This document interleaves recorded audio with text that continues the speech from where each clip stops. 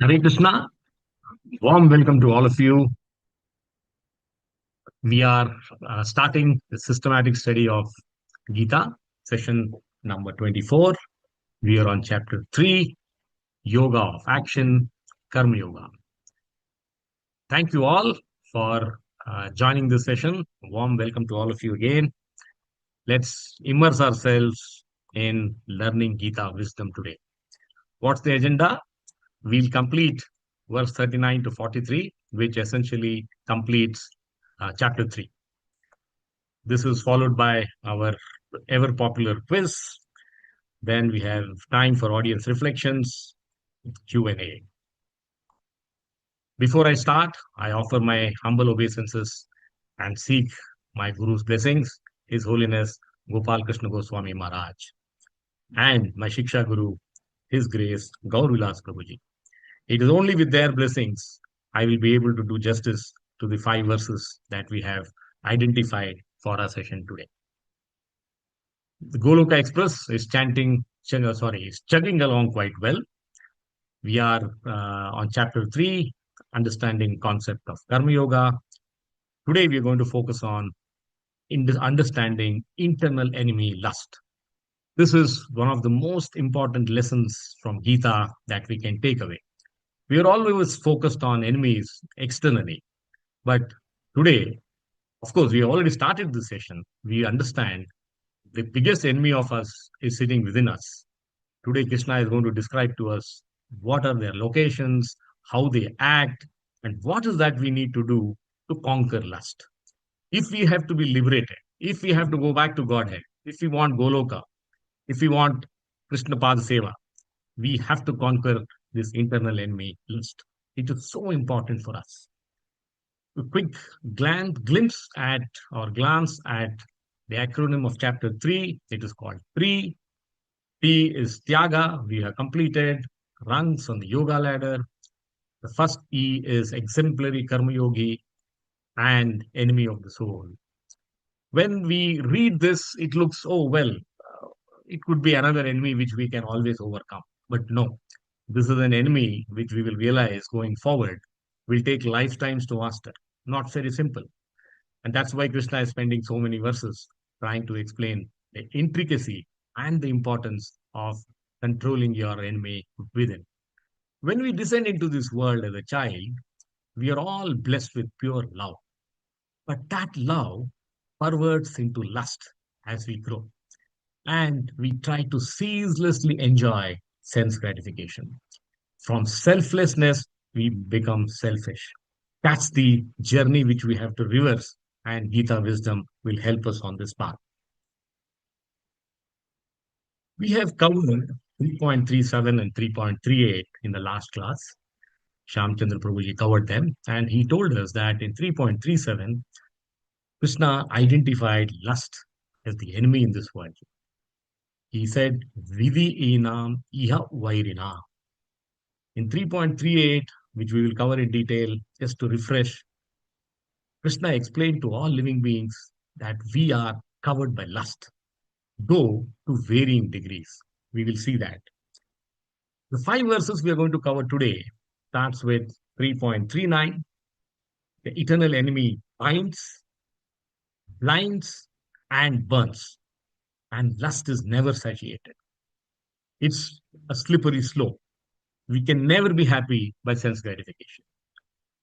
In the next verse, 3.40, we are told by Krishna about the 3 locations of lust. It's not just present in one place, it's present in 3 places. And he also tells us a series of verses where he says, how do we start attacking this internal enemy?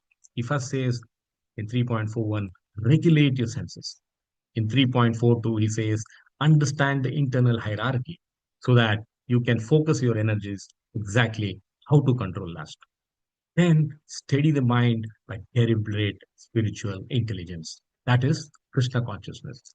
So we should move from the 4 Ds, which lead us around the wrong path, to the 5th D. We will see what these 4 Ds are. To the 5th D, that is discriminate, deliberate, understand how we should get control, conquer on this internal enemy list. Quick reflection, revision of what we studied in the last class. 3.38, this is 3 degrees of covering of lust. The translation of this verse is, as fire is covered by smoke, as a mirror is covered by dust, or as the embryo is covered by the womb, the living entity is similarly covered by different degrees of this lust. So, one thing which is constant, one thing which is common to all of us, all Jivatmas, is the presence of lust. All living beings are blessed with this gift, which is lust. Three, what you can say, analogies are presented by Krishna to Arjuna here. He says, it is Dhumena Vrite Vahane. It is like fire with smoke. What do we understand by this example? Fire and smoke. There is no fire without smoke. There is no smoke without fire. So knowledge is there. The fire is there, but the smoke covers it. So the knowledge is usable, but hazy. Our intention is to only flame the fire, remove the smoke, and flame the fire in the right direction of not sense gratification, but spiritual wisdom. The second analogy he presents is mirror covered with dust. What happens when mirror is covered with dust? The spiritual vision is seen because the reflective power is disturbed. So we have knowledge, but it is covered. The third example is a baby, a child in the embryo inside the womb of a mother. This symbolizes total helplessness, blindness to spiritual truth.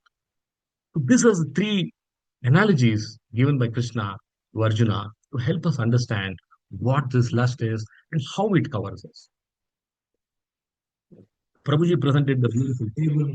He says, let's understand this analogy in simple terms.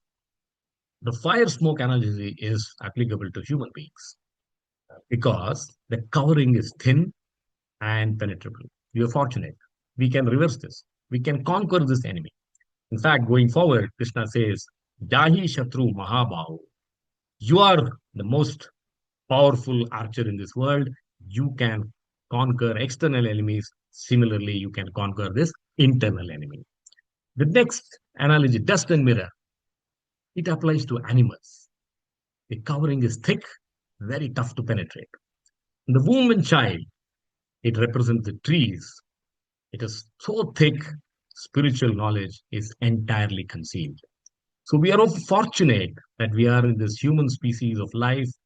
We have a thin covering which we can penetrate and we can correct ourselves on the path of spiritual progress. Give up this lust, give up this sense gratification, and adopt the path of spiritual progress. So, with this background, we go to the first verse today. This is how we are. The three enemies, three places, three strongholds, three analogies given by in this example: fire and smoke, a mirror covered by dust, and embryo, a child in the embryo inside the womb of a mother. As we come to the first verse of today, let's start by looking at the story. All of us are familiar with Bhishma Pratigya, Bhishma Pratigne. He took a terrible vow of celibacy. Why? We know the story, but we can also understand and apply as to what Krishna is driving home. Why did Bhishma take this vow? Because his father Shantanu wanted to marry a fisherwoman, Satyavati. And her father Dasharaj was very clear and firm. And he said, only the progeny of my daughter will inherit Hastinapur throne. If you are willing to agree to this promise, only then I will allow this marriage to happen. So Bhishma was left with no choice. He was, as we all know, a great devotee, a great warrior, one of the wisest persons living in this world. But yet, he had to take this vow of celibacy, which became world famous as Bhishma Pratigya. Why did he take it? Yes, one answer is he wanted his father to marry Satyavati. What is the philosophy behind? That shows that the lust of attachment drove even Bhishma to take this vow. He was attached to his father, he had loved him, he had respect for him, and he said, I must, as a son, dutifully fulfill the desire of my father. While it's a noble objective, but remember that attachment led to Bhishma Pratigya. So, this is the intricacy of lust available within us. We think we are doing this for good, but then there could be what you can say effects, repercussions of that which can last lifetime. So this with this story, let's and okay, if I have to continue this further, Bhishma, along with Drona, decided to support Duryodhana and the Kauravas. Why? Did he not have the wisdom to say that Duryodhana is on the path of adharma? No, he knew very well what Duryodhana is doing is wrong. But the attachment to the throne, the attachment to I must support Hastinapur throne at any cost. This drove him on the path of attachment to the throne, giving up dharma for adharma. So this is how lust behaves or makes us behave by its presence within us. Let's go to the verse. Avrutam gnanametena gnanino nityavairina kamarupena kaunteya tushpurena analena cha. What is this enemy lust? What does it do? It leads to degradation. It leads to us doing things like what Bhishma did in the example. The eternal enemy blinds, binds, and burns. Lust is never satiated. Let's look at the translation. Thus, wise living entities, pure consciousness, Gnanina Gnanam, becomes covered. Avrutam, a very famous word we should remember. It lust does not destroy anything, lust just covers. Covered by this eternal enemy, etena, nitya vairina, another very, very powerful word, in the form of lust, kamarupena, which is never satisfied, dushpurena, and which burns like fire, dushpurena analena. So this is the translation. Let's look at this explanation to understand how lust acts within us. So lust locks the soul in an unholy embrace. The repercussions of lust is so grave that we're not able to understand it. The advancement of material civilization on the basis of sense gratification, which we all like, which we all love, which we all indulge, means increasing the duration of material existence of all the living entities. And we are unaware. We are consciously not understanding the implications of blindly getting into sense gratification. Yes, we all have urges, but can we control them is the question. Lust is a symbol of ignorance that which keeps all living entities within this material world. If we have to go out to Golok Vrindavana, attain liberation, moksha, we must control lust. So this word starts with Avrutam Gnana Etena. Avrutam is the first metaphor, first analogy. Avrutam means it is covering. What is it covering? It covers the gnana, knowledge of our jiva. It is covering it in such a way that it obscures the soul's spiritual perception.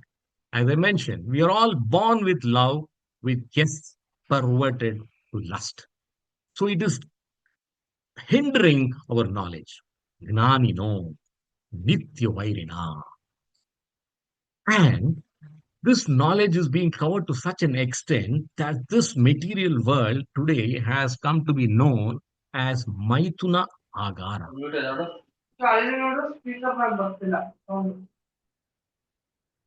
I think someone is to mute. So this,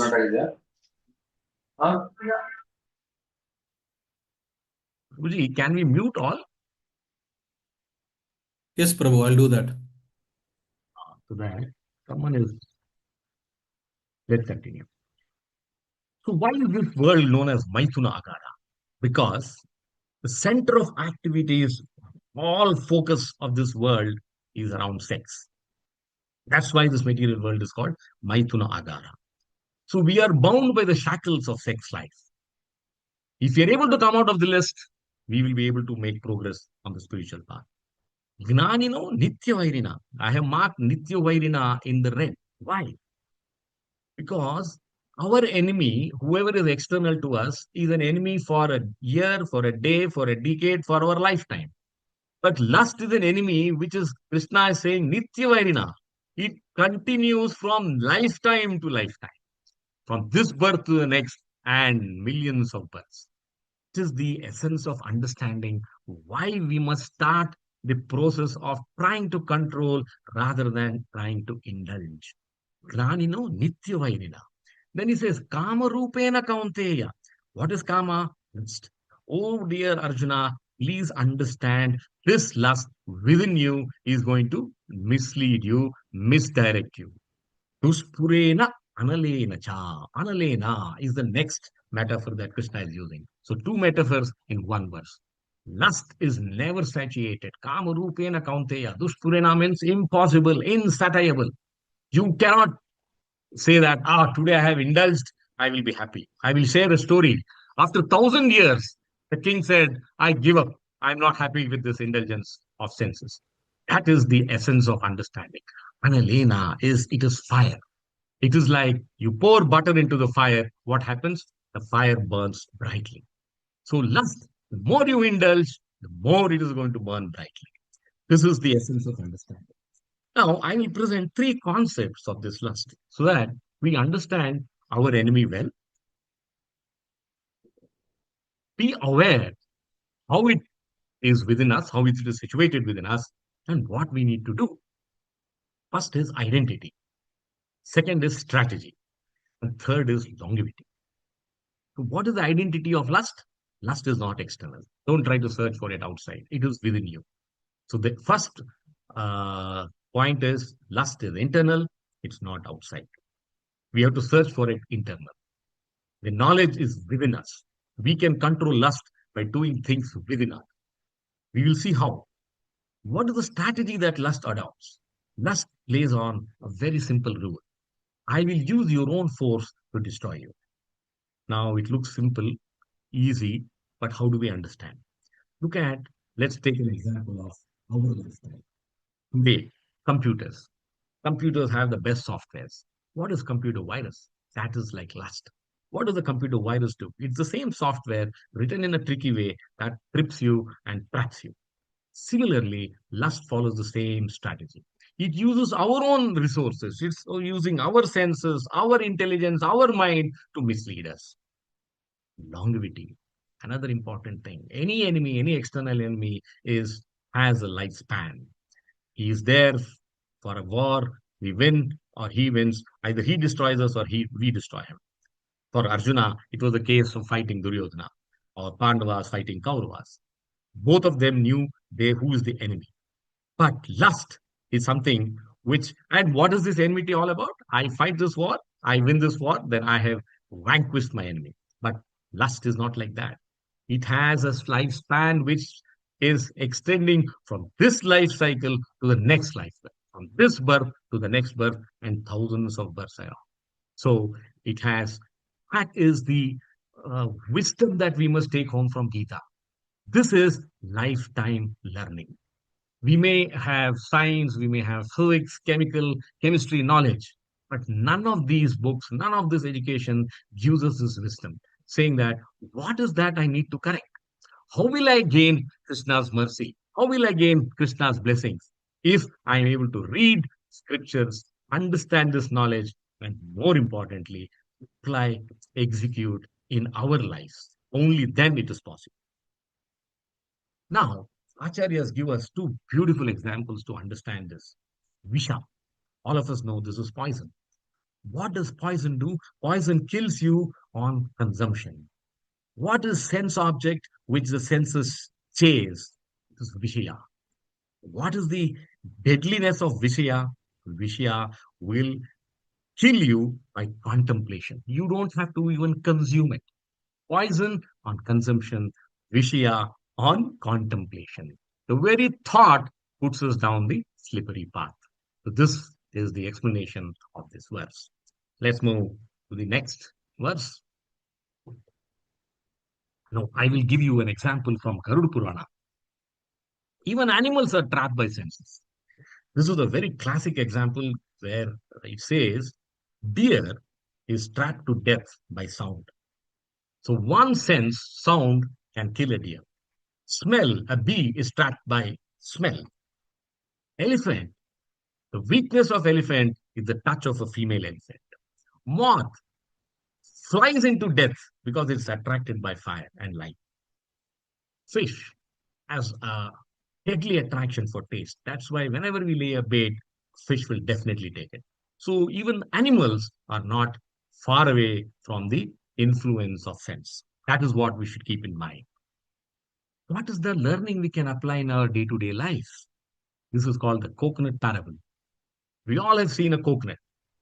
This is under tree, we bring it down, we take care of the covering, and this is how the coconut looks. And now what's the philosophical significance of this picture? If you see, this is the kernel and this is the shell. And the binding between the two is so strong that it is an art and science to remove the coconut from the shell. This is how the binding of lust is within us. And how do we come out of this? How do we take this coconut out easily? All that you need to do is dry the coconut. All that we need to do is stop chasing sense gratification. Start chasing Krishna. One simple change can put us on the path of becoming a dry coconut. Here, you don't need force. You just take it out by your hand. That's how a dry coconut is different from this wet coconut.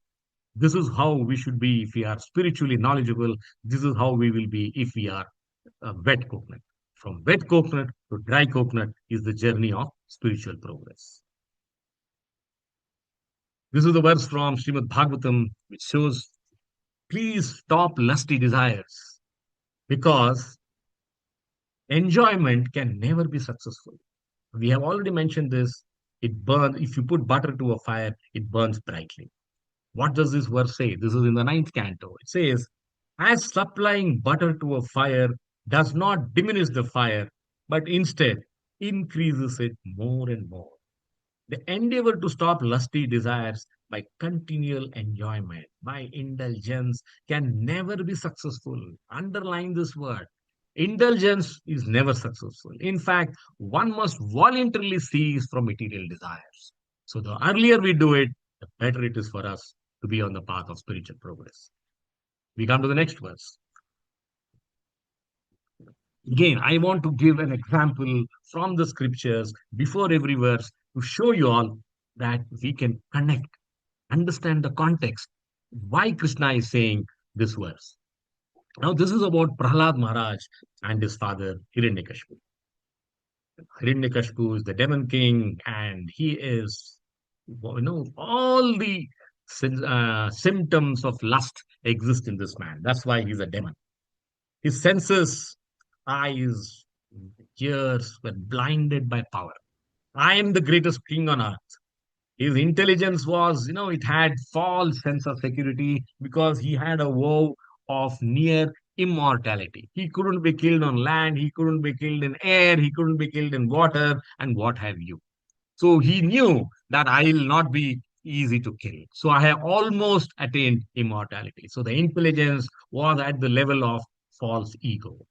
Mind was playing tricks with him, saying that do not underestimate anyone who is going to oppose you. Moment you see someone, crush him so that your power continues unchallenged. And who was challenging him? His own son, Prahlad Maharaj. He adopted all the tricks in the world, all the tricks in the book, try and subdue his son, saying that don't pray to Vishnu. I don't like your devotion.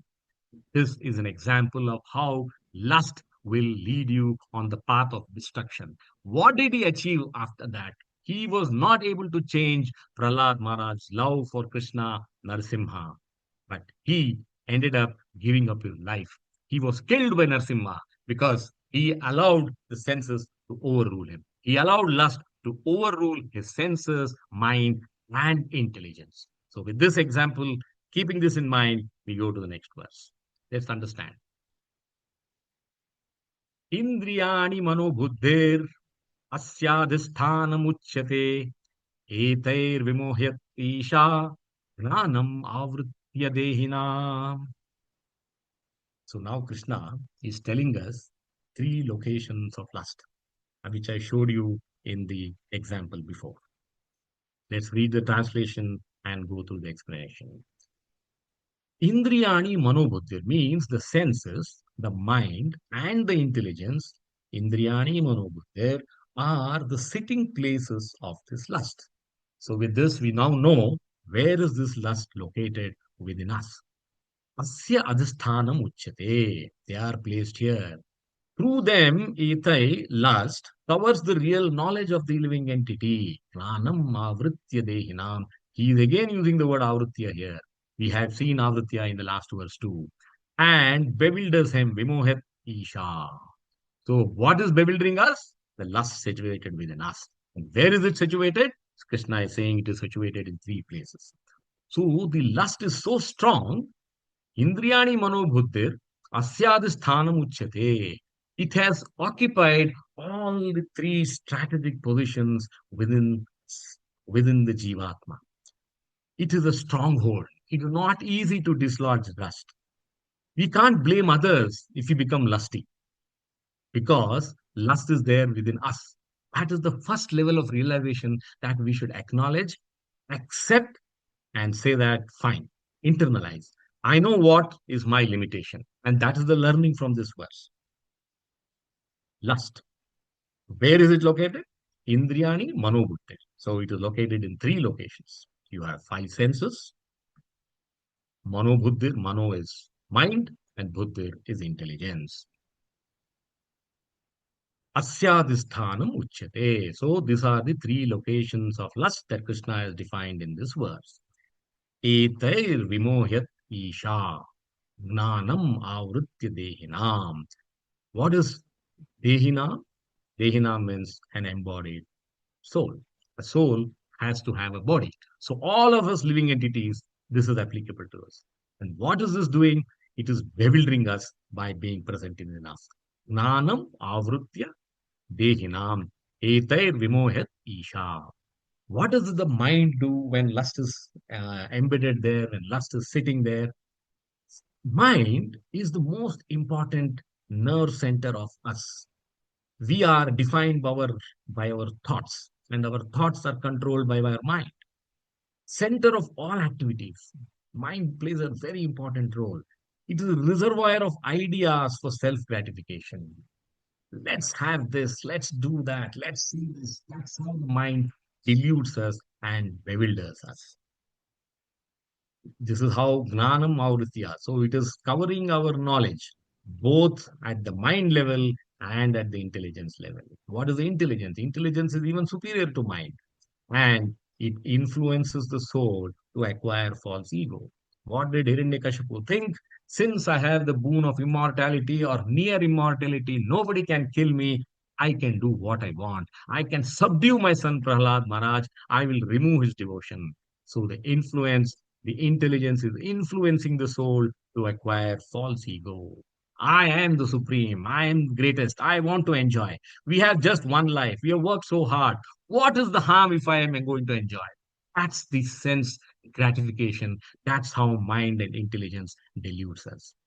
Previous verse, it says, Avrutam gnanam etena. And this verse ends with gnanam avrutya dehinam, covering the knowledge of all the embodied souls.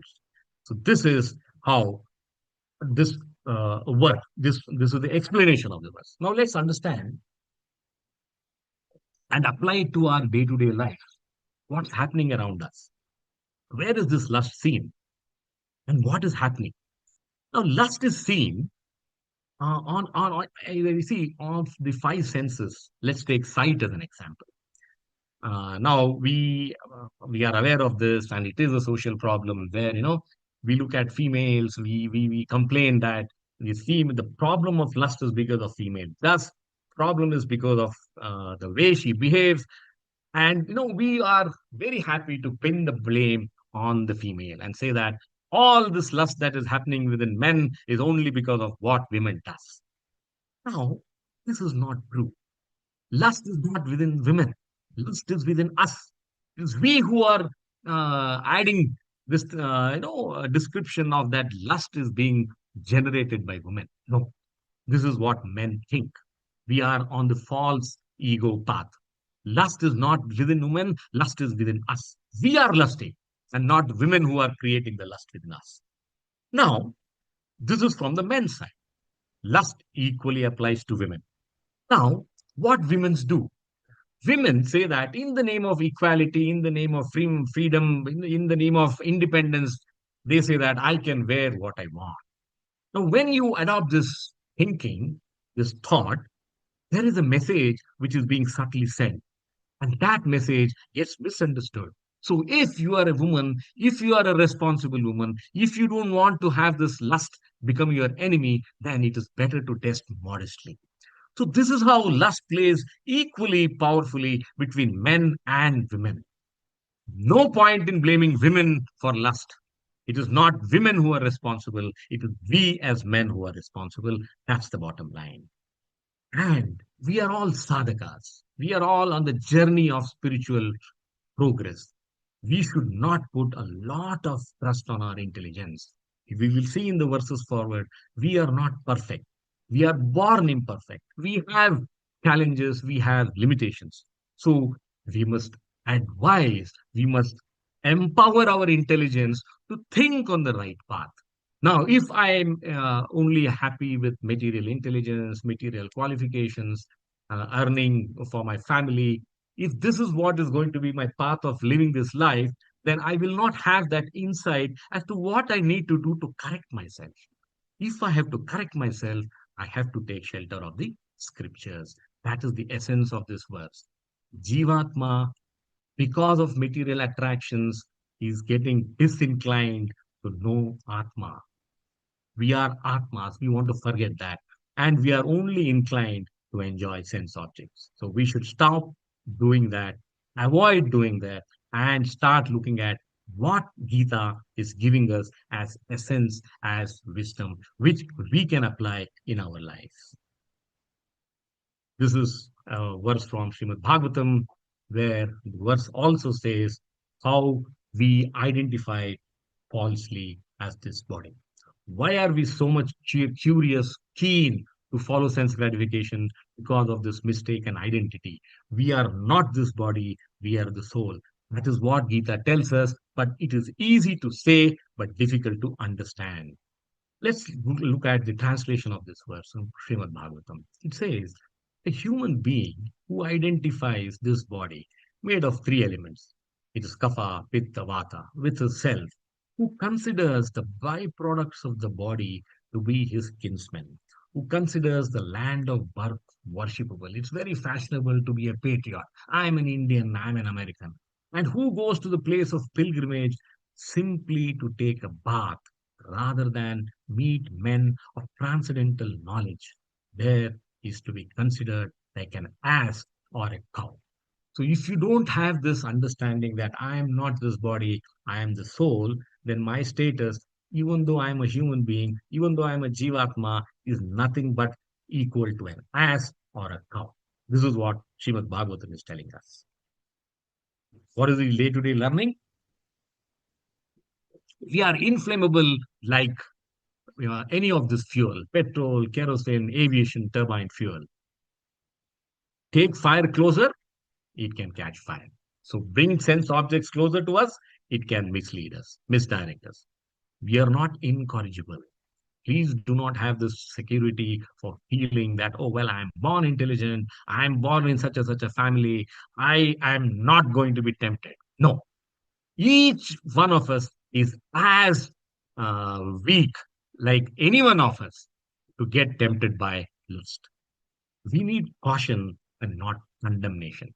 I'm saying this because we should be careful, but don't condemn yourself saying that, oh, well, I should not have eaten two gulab jamuns. I ate this today. That is fine. As long as you know that I should control myself from doing this mistake again, you are on the right path. Let's go to the next verse. Again, let's start with the story. And this story is about Arjuna. So now we know the locations of lust.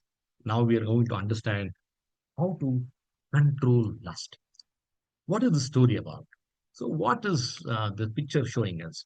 Here is Dronacharya. He keeps a wooden bird on a tree and asks his pupils, his disciples, Kauravas and Pandavas, saying that I want you to aim at the eye of this wooden bird and shoot. Let's see if you meet the target. The task is simple. The explanation is equal to all. And then he says, have you understood my question? Everyone says, yes, we have understood the question. So he asks each one of them, what do you see? Dhritarashtra says, I am seeing the tree. Duryodhana says, I am seeing the bird. And the others say, I am seeing you, Guru. Others says, there are trees here. There is a beautiful garden. It's a nice morning. Wind is whispering. Dronacharya keeps listening to the answers and says, fine, fine, well done, well done. And then he asks Arjuna, oh, Arjuna, can you please tell me, what do you see? Look at the answer. Arjuna says, I only see the eyes of the wooden bird, O Guru Varya. I am not interested in seeing anything else. You ask me to shoot, and I will shoot. So, what is the difference between Arjuna and all the others on the on that path, on that place, in that place? Arjuna was the only one who was able to calm his mind, calm his intelligence, not get disturbed by what others are saying, not get what you can say disturbed by seeing other things which are present, which are available to see. He was only focused on, he had fine tuned his sense of sight to say that my task is to shoot the arrow at the eyes of the bird, and I will only focus on that. That is the lesson of learning. He focused it not by, it did not come to him by birth, it came to him by practice. That's how we should train our senses. Focus on what we should do, not focus on what we should not do. With this story, let's move to the verse. Tasmat tvam indriyani adau niyamya bharatar sabha Papmanam prajahi enam gnana vijnana nashanam. Very powerful line. Gnana vijnana nashanam. It destroys. So now he's telling how to conquer lust. We know it's a deadly enemy. We know it's present within us. We know how it acts. Krishna says every problem has a solution. Now let me tell you verse by verse. The next three verses he says you can control lust. You can conquer lust. So that is a message of hope for all of us. If Arjuna can do it, we also can do it, except that we must have to try harder. Let's look at the translation. Whenever you see the word tasmat, it means therefore, conclusion. Oh Arjuna, Bharatar Sabha, that means best of the Bharatas. In the very beginning, Adau means very beginning. Curb this great symbol of sin, lust, by regulating the senses. Apman Prajayi Inam, Indriyani Niyamya. What did Arjuna do? He controlled the senses. Indriyani Niyamya. And slay this destroyer of knowledge and self realization. Gnana Vijnana Nashanam. It can destroy both our knowledge and application of knowledge, that is intelligence. Let's look at the explanation of this verse. Tasmat tvam indriyani adhau. So tasmat means therefore. So there is a conclusion. Krishna is being conclusive. He says, you can start by educating yourself. Indriyani adhau. You can start controlling the senses by starting as early as possible. Adau means as early as possible. What does it mean? It means right from our childhood. Children are like sponge. They absorb anything and everything. Put a sponge in water and it absorbs water. So if you are able to give them the cultural understanding, how lust operates, put them on the path of bhakti, say that this is what we are here for. Child understands that. We have great examples of such children amongst us. Shamchandra Prabhuji has brought up his two sons, Arjun Saka Prabhu and Amrinder Prabhu, by giving them the spiritual knowledge from their very young age. And you can see what is the result of it as they mature into adults. They are Krishna conscious children. So it is said, if you give a fish to a hungry man, his hunger for that hour is destroyed. But if you teach that the person fishing, his hunger is destroyed for his lifetime. Similarly, if you teach the child the importance of following the path of dharma, following the path of scriptures, the child is a learned child, a wise child throughout its lifetime. Tasmat tvam indriyani adhav. Senses are the crosses. So Krishna is starting by saying, Tasmatvam indriyani ado. Control your senses starting from as early as possible. Niyamiya Bharatar Sabha. Oh, the best of Bharatas, Arjuna, control, regulate all your five senses. Niyamiya Bharatar Sabha. Papamanam Prajahi Inam. Destroy the sinful lust within you by controlling your senses. Destroy this lust. Gnana Vijnana Nashanam, very powerful word. He says, this is the description of lust. He says it is not just an enemy, it is not just a Nitya, it is not just a covering, it destroys your knowledge base from the roots. And what's our gnana? It is knowledge. I am the eternal soul, not this body. Knowing this, after being aware of this, are we in a position to control lust? That is the question we should ask ourselves. That is sadhana bhakti. That is the journey towards spiritual progress. It doesn't matter if you have the weakness. What matters is how we are making an attempt to overcome the weakness. Vijnana, Gnana, Vijnana Nashanam. What is Vijnana? Vijnana is specific knowledge. Gita tells us, as Jivatma, we are having permanent relationship with our Paramatma. Jivai mama loke. We are part and parcel of the Lord. We are eternal. So both these knowledge, Gnana and Vijnana, can get covered, can get destroyed by lust if you do not destroy lust. That's what Krishna is telling Arjuna. Let's look at this verse from Srimad Bhagavatam, which is again highlighting the knowledge of self and what's the relationship with Super Soul Paramatma. It says, Sri Bhagavan Vacha, Gnanam Parama Guhyam me Yad Vignana Samanvitam Sarahasyam Tad Angam Cha Gruhana Gaditam Maya. The personality of God, it said, knowledge about me as described in the scriptures is very confidential. No amount of material education is going to tell you this. That's what Krishna is saying. You must make effort, you must find time, you must read scriptures. Only then you will understand this knowledge. You are not the body, you are the soul. And it has to be realized in conjunction with devotional service. Any amount of reading will not take you there. No reading will give you application of knowledge. You will only understand I'm not the body, I am the soul. But can you really bring it alive in your lifetimes? It is possible through devotional service. The necessary paraphernalia for that process is being explained by me. You may take it up carefully. Now, I am facing a challenge. There is a power shutdown here. I have a, what do you call, 5 minutes of backup. Don't disconnect. If I disconnect, I will reconnect back. Hopefully, the power comes back soon. What are the learnings we can apply in our daily lives? Pause is not inaction, but action. Pause to ask yourself, do I need to eat the two gulab jamuns when I am diabetic? Pause. Say, no, I will eat half. So pause is not inaction, but action. Always take time to say that, should I do this? Should I not do this? That itself will put us on the right. Now we come to the next verse. Fortunately, the power has come back. Let's say Hare Krishna.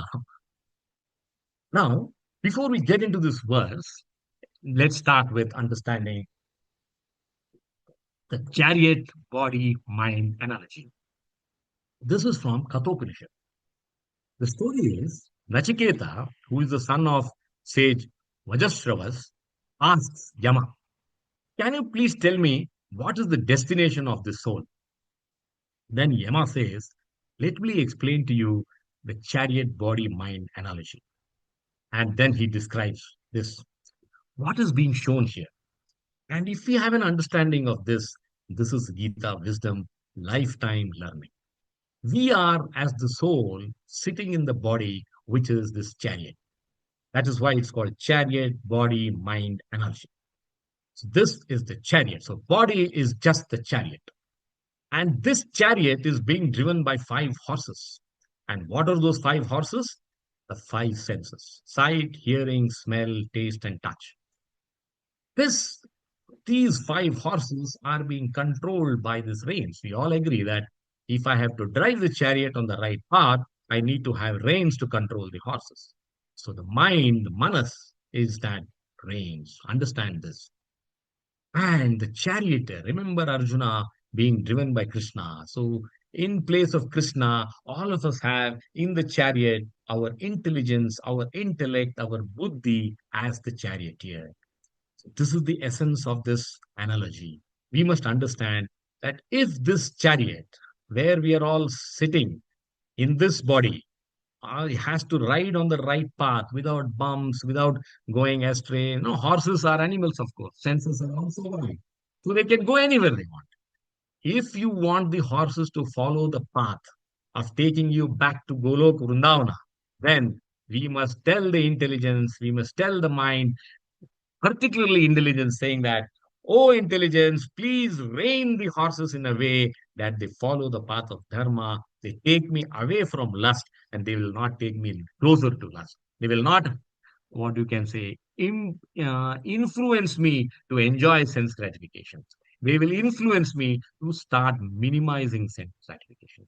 So, this is the analogy that Yama presents to Nachiketa. So with this understanding, the next two verses will be quite easy for us to understand. And in case you don't understand anything, mark these questions. We'll take this up during the Q&A session. How to conquer lust? So Krishna says, Indriyani parani ahur indriyebhya param manaha manasastu parabuddhir yo buddhe paratastu saha. What's the translation? The working senses are superior to dull matter. So now Krishna is giving us the hierarchy. He says, Indriyani parani ahur. The working senses are superior to dull matter. Indriyani paramahur. Mind is higher than the senses. So sense objects, senses, indriya paramana, intelligence is still higher than the mind. So senses, sense objects, senses, mind, intelligence, manasastu parabuddhi. And he, so intelligence is above the mind. The soul is even higher than the intelligence. Yo buddhe paratastu saha. The Sanskrit sloka may sound difficult to understand, but this will easily help us understand. What is he saying? That the senses are stronger, higher in hierarchy than the sense objects. Mind, which we saw in the chariot mind body analogy, mind is stronger than the senses because the charioteer is controlling the senses of five horses by the reins, and that is the mind. Intelligence is stronger than the mind. That is why Krishna emphasizes repeatedly we must focus on our intelligence and our mind. Soul is, after all, who is the occupant of the chariot, is stronger than all of them. And then, of course, Super Soul, Paramatma, is supreme, who is guiding all of us. So this is the hierarchy that Krishna is explaining. Let's go through it line by line of this verse.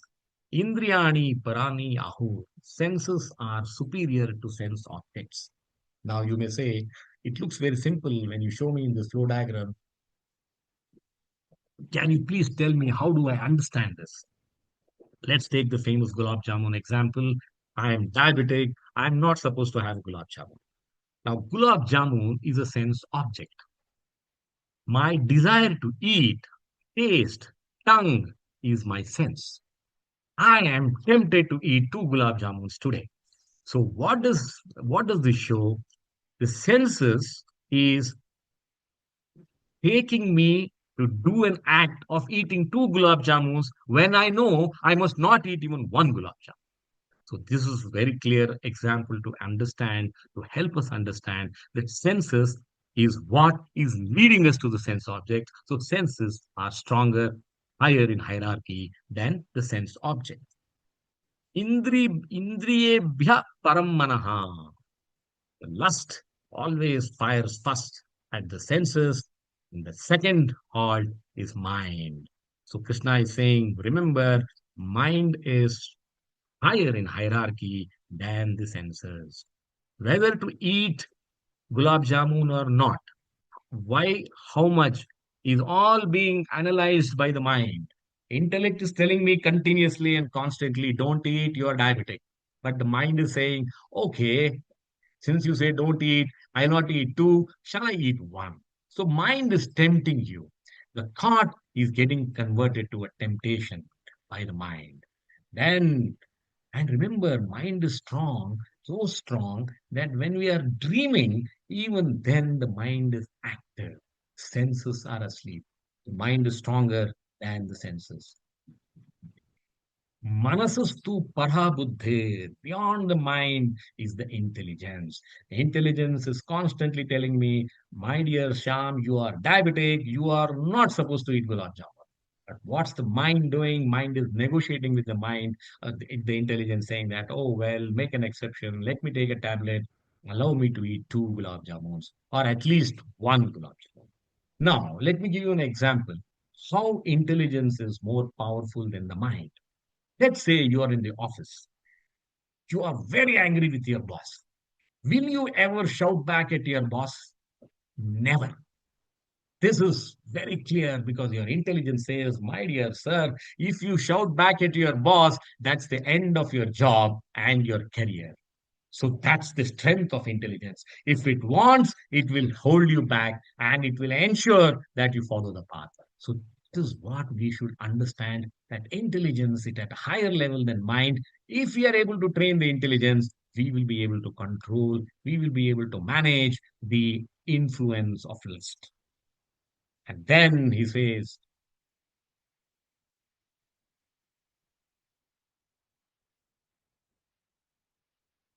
Atma, soul, is higher in hierarchy than the intelligence. In 2.59 in the second chapter, Krishna had said, you can destroy lust by raso api asya param društva, by focusing on me, by focusing on a higher taste, on a higher goal, we will be able to control all these three. So soul is after all the what you can say, soul is sitting in this chariot, soul is using this chariot as the body. So soul is the most powerful. And beyond the soul is Paramatma, the super soul. So we must understand this. And what is the essence of learning? The essence of learning is all the three parts within us senses, mind, intelligence are connected to the soul, and all these three are the residing places of lust. That's what we should be careful. And we also know by this example that intelligence is quite strong, quite capable of taking us on the right path, driving the horses on the right path, provided you continuously give them the right inputs. Do this and don't do that. Follow scriptures and don't follow a path of adharma. If you keep telling that, intelligence will follow that and will guide us on the path of spiritual progress. This is the verse from Katha Upanishad, which is highlighting this fact. It says, Indriyebhya parahyartha artebhya cha param manaha manasastu parabuddhir buddhir atma mahan paraha. Atma is mahan than all of this mind, intelligence, and senses. The translation, higher than the senses are sensations. Higher than the sensation is the mind. Higher than the mind is the intellect. Higher than intellect is the self. That's the highest. What's the learning? conquer vice, conquer lust, not just by fighting harder. Whatever we do materially will come up short. If you want to succeed, then you must strive higher, develop a higher taste, develop param društva, focus on the Lord, surrender at His lotus feet. It's the only way to manage lust, to control lust, to conquer lust. The last verse of the day, and we have story of the Satyavadi king Harishchandra. So whenever I say Harishchandra, what is the image we get? He was a king who was known for truthfulness. He always did everything to uphold truthfulness. So much so that Sage Vishwamitra challenges him and says, I want your kingdom, I want your wealth. He says, take it. He says, sell your wife and son. He says, I will do it. Why? I have to honor a promise. Now, this is the story. What is the learning? What does this show? It shows that for a cause of truthfulness, he was able to resist the temptations of lust and attachment. He did not mind selling his wife and son because he said, I have to uphold my dharma, and that is truthfulness. I will not compromise. If we all have same focus, same determination, saying that I will follow this path of following Krishna consciousness, irrespective of what challenges I may face in my lifetime, I will succeed. That is the example of Satyavadi King Harishchandra.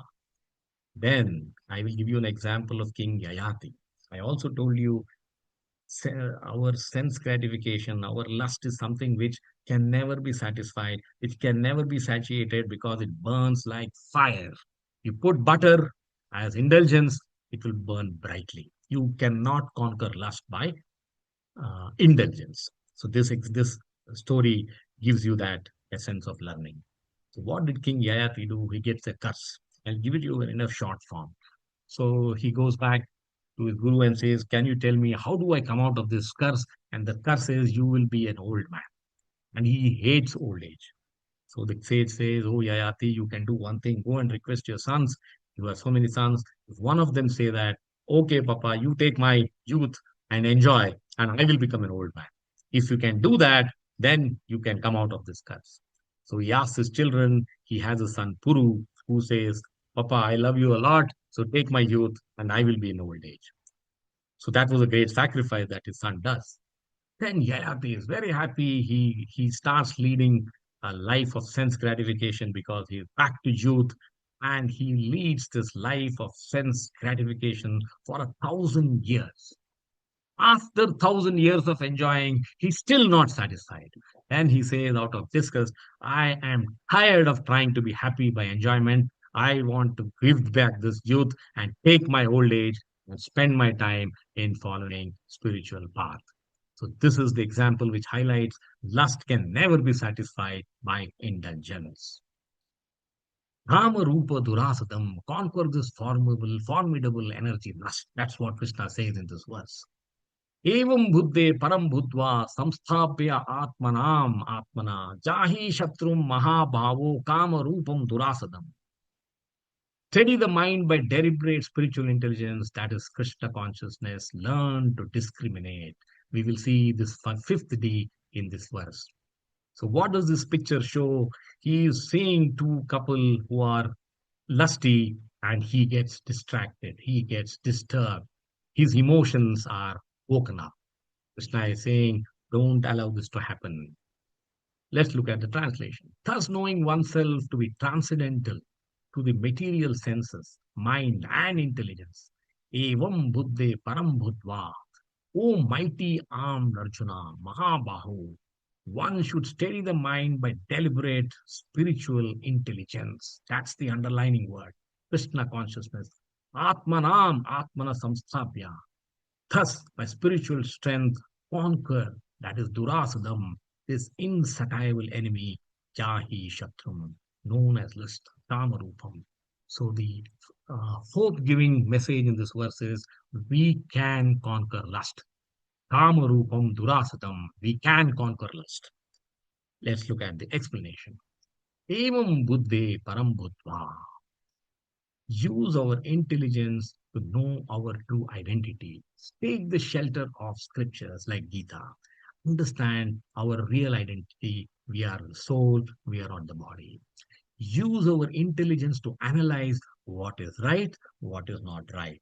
If the intelligence can tell us, don't shout back at your boss at any given point in time, intelligence is capable of guiding us on the right path. Tell the intelligence constantly, I don't want to get misled on the path of sense gratification. However busy I am, I will find time to attend Gita classes. I will find time, I will make time available, understand the essence of Gita wisdom, because that is lifetime of learning. This awareness, this analysis through your intelligence will lead to application. What is that application? Apply that saying that I will now start slowing down my urge for sense gratification. Samsthabya atmanam atmanam. There are two atmanam atmana in this word. Atmana means mind, atmana means intelligence. Krishna is saying focus both on the spiritual truth. Each time the mind drifts, we bring it back. Each time there is a challenge, we will follow the path of Yayati and the king who said, I will, for the sake of truth, not compromise. I will continue to sacrifice whatever it takes, but I will uphold truthfulness. Jahi Shatram Mahabhav. Hope giving line, Krishna is saying, you can conquer this enemy, Mahabhavu. You are the greatest archer. You have the strength within you to control this internal enemy. Conquer your internal adversary. Lust, like you conquer your external enemies. You are a terror on the battlefield. Apply the same strength to change your internals. Kill this lust. Nama Rupam Durasadham. It is Durasadham means formidable. So this lust is formidable. So in the sadhaka stage, we appeal, we change, we develop, we mold our intelligence to help us in this path. There was a question in one of the classes when they said, can you please tell me how do I change myself or how do I know that there is a change in me? I have moved from sadhaka bhakti, sadhana bhakti to the level of bhava bhakti or prema bhakti. The day we stop taking shelter of intelligence and we surrender to Krishna, that is the stage of Siddha, where Preeti, Prema, love, surrender anchors us to Krishna. That is the day. So until then, let's use our intelligence to guide us on the right. Steady the mind by deliberate spiritual intelligence, Krishna consciousness, discriminate. Let us see this discriminate. How does it work? How not to be objected or agitated on seeing tempting objects. We studied this verse in the second chapter. It says, while contemplating the objects of the senses, we saw the picture, person is seeing a two lusty young couple, and he gets emotional. Person develops attachment for them. And from such attachment, lust develops, and from lust, anger arises. So, this is the process of how the lust takes us on the slippery path. So we use the same chariot mind body analogy to understand what are these four Ds, what is being told to us by Krishna. Well, this is the stage of thoughts. I want to have two gulab jamuns. So that is the thought which is the trigger for all the next things that start happening. The moment I have the thought, then I am having a desire. I want to eat gulab jamun. That's the stage of emotions. The intelligence comes into play. Should I eat? Should I not eat? If the intelligence is weak, it says, let's have it. It's a temptation. Let's eat once, nothing happens. And the degrade stage is the stage of action. I'm not supposed to do it, and I do it. So, this is how the four Ds take us on the path of destruction. What Krishna is saying, I have given you the hierarchy. You understand senses are stronger than sense objects. Mind is stronger than the senses. Intelligence is stronger than the mind. Soul is stronger than intelligence, and Paramatma is, after all, who is responsible for all of us. We are alive because of him. And recognize and understand how lust operates. And he says, train your intelligence to discriminate, train your intelligence to deliberate, move from sense objects to Krishna. That is the change we have to bring in ourselves. Easy to say, easy to hear, but quite difficult to achieve. That's where we must train our intelligence. It is said, Kim asat dharma bhir bhavet. What do I get by doing fruitive activities? Nothing. At the same time, if I spend on Krishna, we will be able to go back to Godhead. That's the essence of learning. Thank you very much. We have come to the end of the chapter 3 and the 5 verses today. I open the floor now for the quiz. I request active participation from each one of you. The first question, in verse 3.39, what is the knowledge of even a wise person covered? Remember, avrutam gnana etena. Answers. By anger, like a storm. By laziness, like darkness. By desire, kama, insatiable like fire.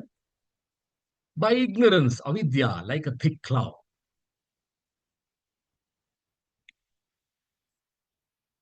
So I saw Srinidhi. Sir, can you help me, Prabhuji? Who raised first? Yeah, Srinidhi raised first, Prabhu. Okay, Srinidhi, the floor is yours. मुझे option C by desire कामा. Are you sure? Yes Prabhu ji. It's not avidya. Lock नो it Prabhu down. Ji option C. Yes Prabhu ji. Okay, let's see. The correct answer is C. Well done. You take 50 points. Let's move to the next question. All the other three, let's see how you can do well in this remaining questions. As per Gita 3.4, where does lust, desire, kama reside? The four choices are in senses, as they are stronger than sense objects. Wow, Ramesha has raised the hand even before I give the choices. In senses, mind, and intellect.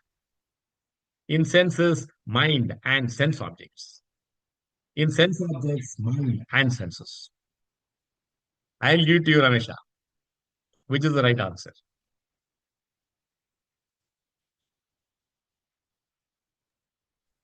Uh, B, in senses, mind, and intellect.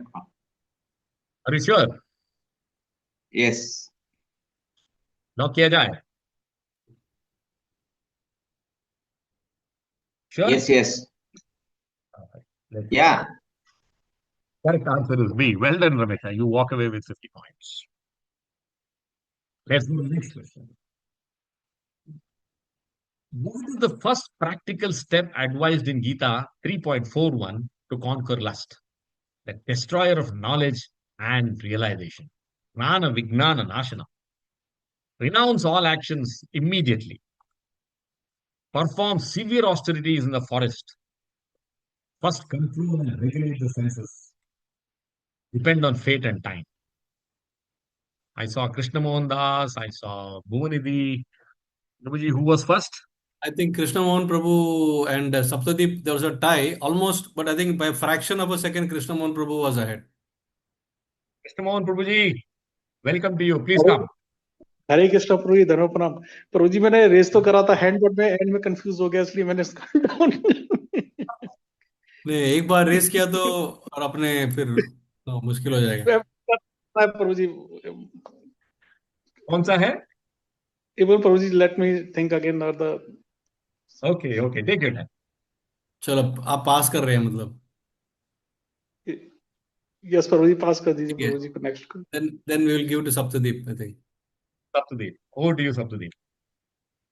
Hare Krishna Prabhuji, Dandavat Pranam. It's C, first control and regulate the senses. Sure. Yeah. Let's see. The correct answer is C. Well done, Saptadeep. You get full 50 marks. Let's go to the last two questions. The fourth one. According to hierarchy given in Gita 3.42, which of the following correctly represents the order from lower to higher? My goodness. Ramesha is again off the mark even before I start reading the options. You're not even whistled. Senses. Wow, great. Senses, intellect, mind, soul. First choice. B. Senses, mind, intellect, soul. Senses, sense objects, intellect, soul. Senses, intellect, mind, and soul. So, since Ramesha has already answered and Krishna Mohan Prabhu raised his hand and withdrew, so shall I give it to Krishna Mohan Prabhu Prabhuji? Yes, you can Correct. give. Otherwise, you can give it to Bhuvanidhi also, if she still raised her, but she's put her hand down. Okay. I think Krishna Mohan Prabhu Oh, is right. okay. Krishna Mohan Prabhu, you have a chance now. Yes, Prabhuji. Sense, mind, intelligent, and soul. B. Sure. Yes, Prabhuji. All are looking similar to me, but you are very sure that B is the right answer. Yes, Prabhuji. It is B. Lock kiya jaye? Yes, Prabhuji. Okay. The correct answer is B. Senses, mind, intellect, and soul. Well done, Prabhuji. You have made up for your last attempt. Thank you, Last Prabhuji. question of the day. What main instruction is given in Gita 3.43 for overcoming desire? Suppress all emotions forcefully, know the self as superior to intellect, and control the mind by strengthened intelligence. Change one's external environment. Seek shelter of rituals and sacrifices as they are dear to Krishna. Srinidhi, I saw Srinidhi Prabhuji, do Yeah, you have any other? but since he has answered once, maybe Bhuvanidhi can be given a Ah, chance this first. perfect. So let me give it to Bhunidhi then. Over to you, Bhunidhi. Hare Krishna Prabhuji, Danvat Pranam. Option B. Sure. Yes, Prabhuji. Okay, let's see. The correct answer is B. Well done. You take away 50 marks. So It looks like today all we the have questions are B as the answer, no? uh, that was one what you can say clue, but I don't know how many of the people took the clue. But I'm happy that all the five got right answers. Well Yeah. done. Congratulations to all of you. With Yes. that, we have come to the end of the session today. Now, this floor is open to anyone to come and share your reflections, learnings from the session. I see Bhunidhi raise her hand. Please No, go ahead. she has put her hand down now. Okay, okay. Maybe it was for the quiz she had raised her hand. Acha, acha, okay. Anyone wants to say a few words? Saptadeep has Saptadeep. raised. Yeah, Hare Krishna Prabhuji, Dandavat Pranam. One of the key things which I've learned is that the lust, which is an internal enemy, is the most dangerous one. Earlier, I used to, I think, I had this idea that Mayadevi is the enemy, since she is means we are under the influence of the different modes of nature. But actually, in this body, we have lust as means we are trapped in this body along with an internal enemy, and it is very strategically it is situated right from the senses through means through the mind and intelligence also. Only in order to affect our ego, that is very dangerous to know that the situation it is there. So I think which means the learning point, the key thing that is in order to defeat it, the best thing this Krishna conscious process is through chanting, because in this purification, which we learned in earlier, that through stita pagna, that is through steady flow of intelligence. So now the intelligence which we have, I think it is this material intelligence that is mind, this subtle form, that is mind, ego, and intelligence. That is, I think, it is the material form of intelligence. It is the bad intelligence.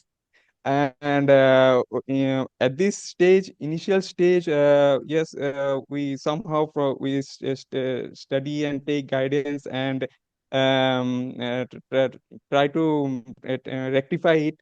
But in the prema bhakti, as you said, in the higher form state, we completely depend on the intelligence which is coming from Krishna directly. That is, I think, the spiritual intelligence, which is the good form of intelligence. I think at that stage we are not no more dependent on the this material form of intelligence which we have in this body, and we are completely dependent on the intelligence which is directly steadily flowing from Krishna within. As the this chariot example is given, the senses and the mind as the ropes, and the charioteer, the intelligence, and we sitting in the chariot as the Atma. I think when we are not dependent on this charioteer, on this material intelligence, and we are dependent on, like Arjuna was dependent on Krishna as the Sarthi, as the intelligence which flows stadium directly from him. I think that is one of the key learning, and that will happen. We will reach that stage only through this process of Krishna consciousness. That is one of the key point which I have learned, and I think hopefully I'm correct in this thing. It is a very this concept means this tattva is very deep rooted. If anything wrong, then you can please clarify on it. Thank you. Hare Krishna. No, no, your understanding is right. It's just that the stage of Bhava Bhakti, Prema Bhakti is when intelligence loses its significance because we have completely Yeah. surrendered to Krishna. Our breath is controlled by Him. So why only intelligence? But that is not for any normal sadhaka. That comes at a, Yeah. it is very, very difficult to go to that level if you are not having the mercy of Krishna. Not all Yeah. can become Bhava Yeah. Bhaktas or Prema Bhaktas. Yeah, that is in the pure state, completely pure state when we reach. Yeah. That I can understand. Yeah. Thank you, Satyajit. You have picked up the learnings quite well. So I'm conscious we are 5 minutes on time. Srinidhi, you can say a few words. Hare Krishna, Prabhuji, Namastanam, my obeisance to all devotees. Thank you very much, Prabhuji. All the examples and stories before the verses which you are narrating, they are very much, because of that, we are able to understand the next two verses very nicely, Prabhuji.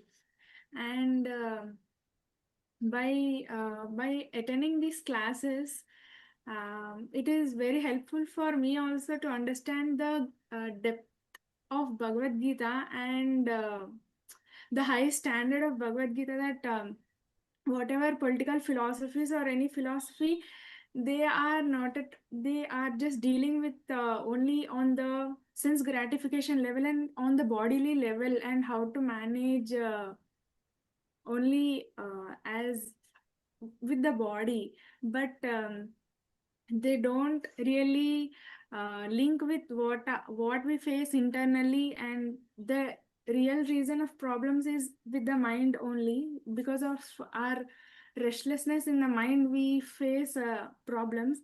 But Bhagavad Gita has such depth, like what are the locations of lust and how to conquer lust are also described, and by your teaching we are able to understand very nicely, Prabhuji. Thank you very much. Hare Krishna.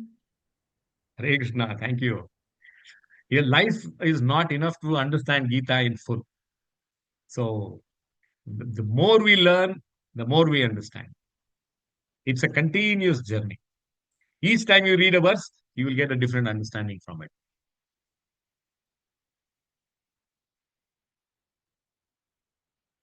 Thank you, Srinidhi. Any other people, or we can then bring the session to a close.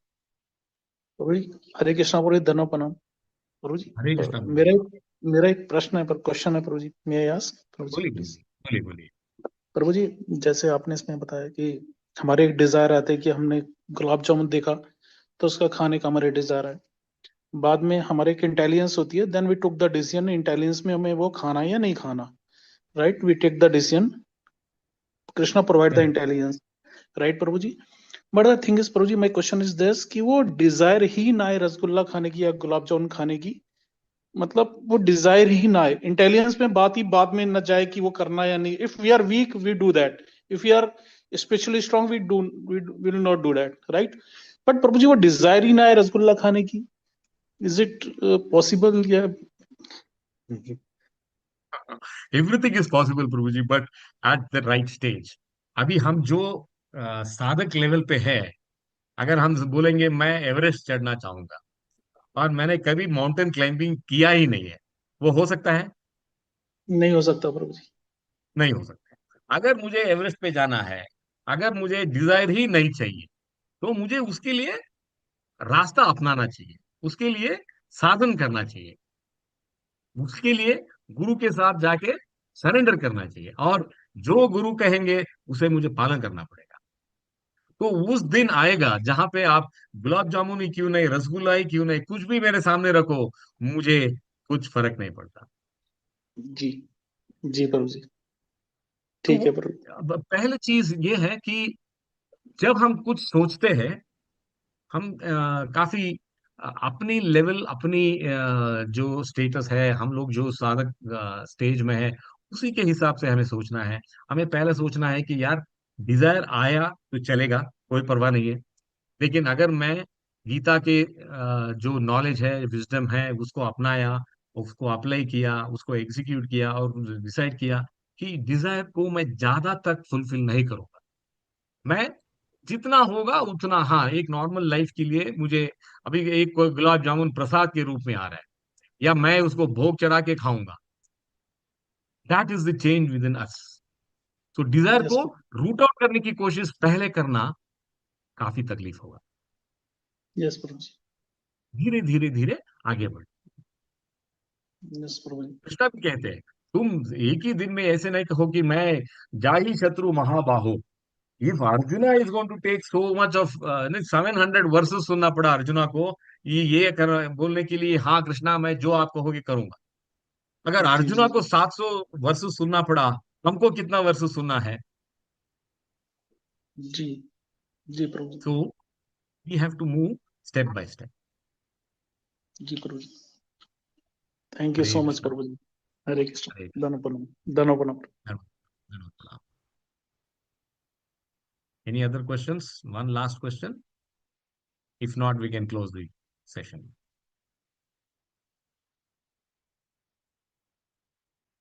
I don't think there are any questions. Oh, there is one. Saptadeep, yes? You Yeah, want to ask something? Hare Krishna Prabhuji.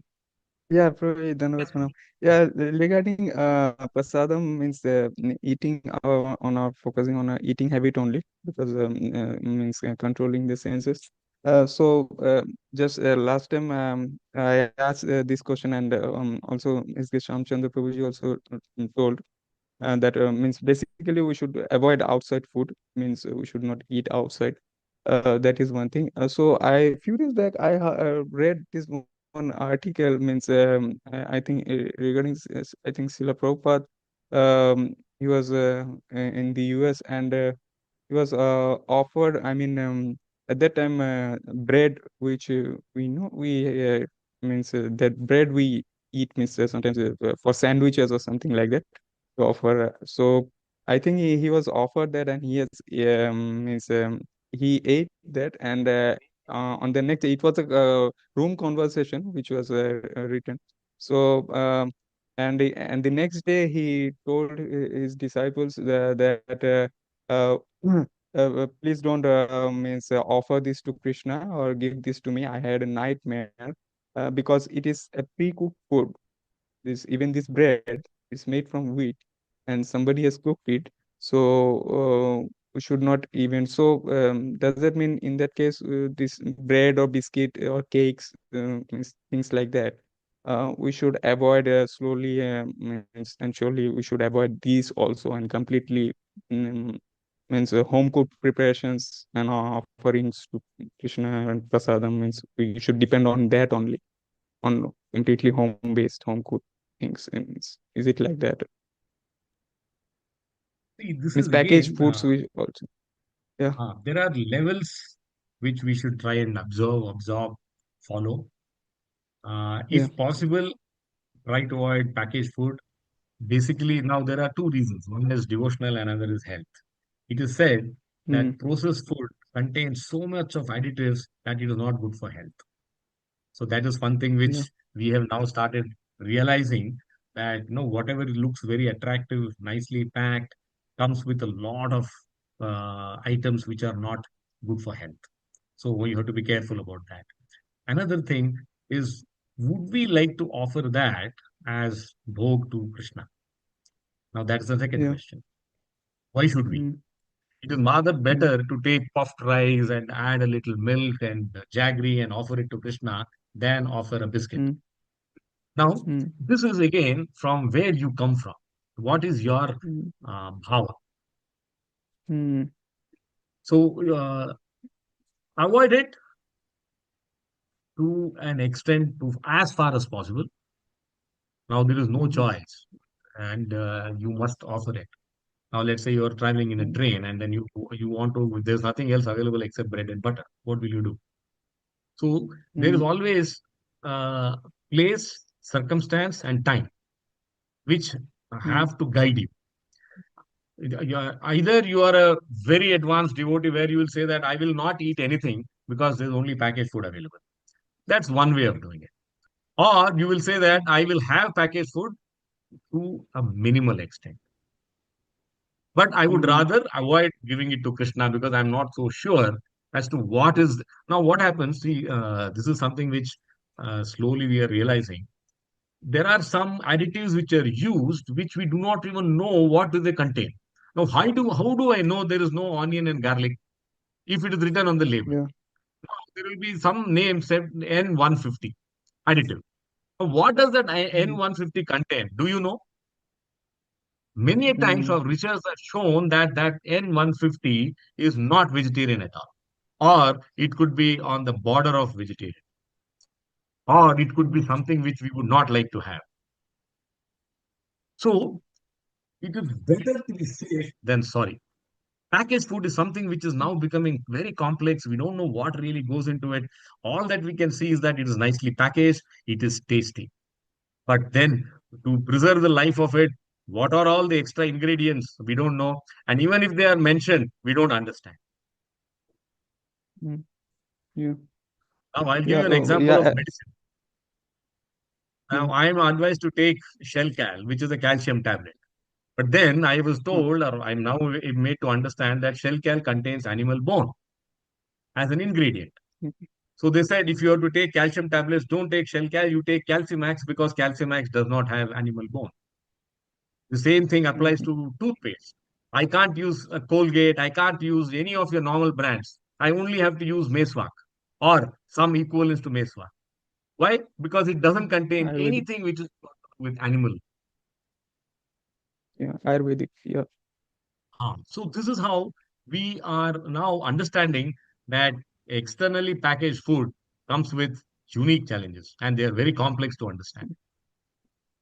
yeah, yeah, yeah. And you rightly said, actually, it depends on how and should we offer that to Krishna also, that depends, and what we are following. Actually, this is means that is there are two paths, right? There is Vedi Bhakti and the Raganuga path also. So means it should come within us only. And there's a Vedi thing is whether I should do it or not with a certain sense of fear that we should not do it. And the Raganuga is means with out of love that I should offer him the best thing, not this. So rather go for bread instead of bread, or as you said, you can offer with puff fries with jaggery, and that is the best thing. So we should take that path.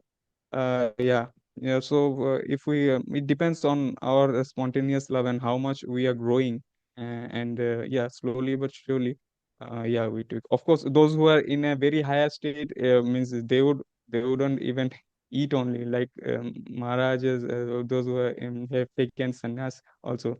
I've seen means their mindset is like that they wouldn't without offering to Krishna they would prefer not to eat only. So at our initial stage, we can manage it like that. Yeah. Thank you, Prabhuji. It was very enlightening. Yeah, thank you. Yeah, thank you. Hare Krishna. Hare Krishna.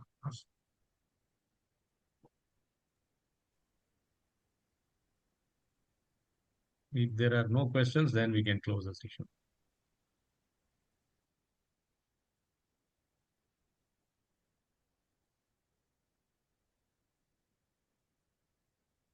I don't see any hand going up.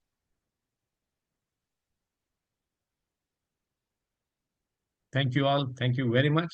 Enjoy your rest of Saturday and have a great weekend tomorrow. Hare Krishna. So, Prabhu, you would be, sorry, I'll just stop the recording.